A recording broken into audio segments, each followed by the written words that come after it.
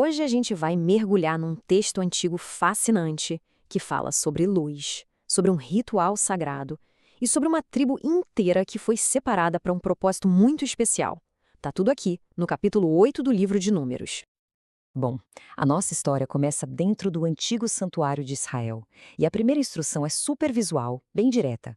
Acender um candelabro de um jeito que as suas 7 lâmpadas encham aquele espaço sagrado de luz, sabe? Iluminando tudo que estava à frente. E olha, não era um candelabro qualquer. A gente está falando da menora. Ela acabou transcendendo o tempo e se tornou um dos símbolos mais fortes e reconhecidos da fé judaica, fazendo essa ponte entre o passado e o presente.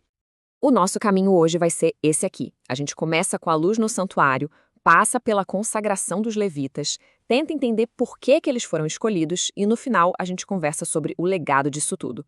Vamos lá! Então, vamos começar com essa luz, com esse objeto central, o incrível candelabro de ouro. Qual era o propósito dele? Os detalhes são fascinantes. Pensa só. Ele não era feito de peças montadas. Ele foi todo esculpido, batido a partir de um bloco único de ouro maciço. Cada detalhe, desde a base até as flores, seguia um projeto divino, com uma função bem clara: projetar a luz para frente, iluminar o espaço sagrado.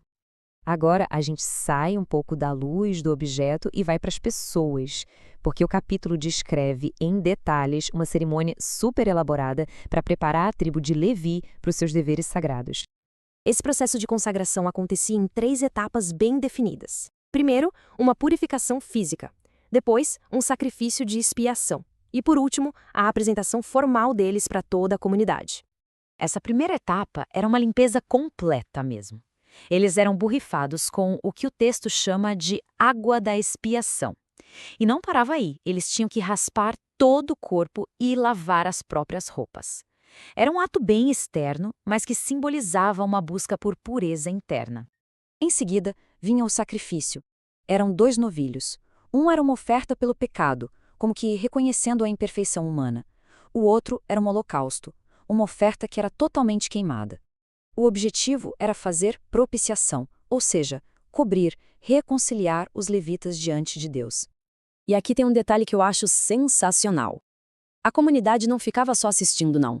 O povo de Israel participava ativamente. Eles colocavam as mãos sobre os levitas. Era um gesto simbólico que meio que transferia para eles a responsabilidade do serviço, que na teoria pertencia a toda a nação. Ok, a gente viu o quê do ritual. Mas e o porquê? Por que justamente os levitas? E por que essa cerimônia toda era necessária? Então, a chave para entender isso é uma ideia: a substituição. Lá atrás, na saída do Egito, Deus tinha reivindicado para si todo o filho primogênito em Israel. Agora, ele faz uma troca. Ele designa a tribo de Levi inteira para servir no lugar deles. Os levitas se tornam oficialmente os substitutos de todos os primogênitos da nação. E o texto deixa isso bem claro, sem margem para dúvida. Tomei os levitas em lugar de todo o primogênito. Esse é o fundamento do papel especial deles. Eles eram como um presente, sabe? Dedicados ao serviço no santuário em nome de todo o povo. O serviço deles também tinha um tempo de duração bem definido. Um levita começava seu trabalho ativo aos 25 anos de idade e seguia até os 50. Era um período da vida realmente dedicado ao trabalho no tabernáculo. Mas olha que interessante, a aposentadoria não era um fim de linha.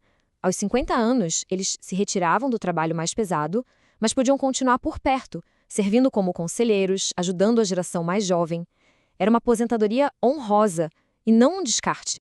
Agora, para nossa parte final, vamos ver como esses rituais e símbolos tão antigos, tão específicos para os israelitas, acabaram ganhando novos significados com o passar do tempo.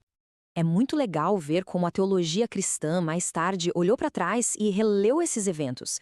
Aquela purificação com água passou a ser vista como uma prévia do batismo. O sacrifício de animais, um prenúncio do sacrifício de Jesus. E a luz do candelabro, um símbolo da presença dele como a luz do mundo.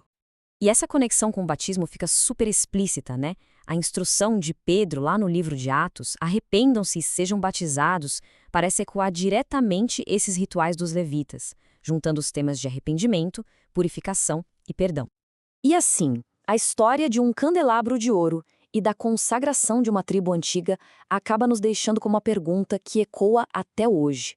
Milênios se passaram, mas os temas de pureza, dedicação, serviço, eles continuam nos desafiando. O que será que significa no nosso contexto ser separado para um propósito maior? O que a dedicação ao serviço exige hoje em dia?